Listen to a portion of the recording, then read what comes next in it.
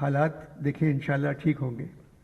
ہماری مطلب ہر آدمی کا حق ہے کہ آنے والا دن اچھا ہے اور وہ آئے گا. 75 برسوں میں نہیں آیا مگر آئے گا. مگر یہ کہ آپ کو بھی تو انور بھائی نوجوانوں سے یہ امید رہی ہمیشہ. وہی ہیں ہمارا مستقبل. میری عمر کے لوگ ہم لوگ تو بے غیرت ہیں کہ ان حالات میں بھی اتنی عمر تک جی رہے ہیں. کب کا مر جانا چاہیے تھا ہم لوگ کو مگر مجبوری ہے. میرے کام جو میں 66 برس سے لکھ رہا ہوں ٹیلی ویژن کے لیے یہ میرا کام نہیں تھا. میرا کام تھا پڑھانا جو میں نہیں کر سکا. یا کہ 1 گھنٹہ لوگوں کو خوش کرنا یہ کوئی بڑا کام نہیں ہے.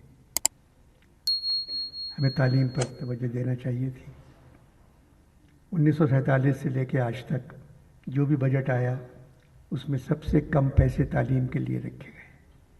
اور وجہ یہ تھی کہ اگر اس ملک کے بچے پڑھ گئے تو الیکشن میں وہ ان کو ووٹ نہیں دیں گے تو ان کو بغیر پڑھا لکھا رکھو تاکہ یہ لوگ جب کھڑے رہیں تو یہی چیز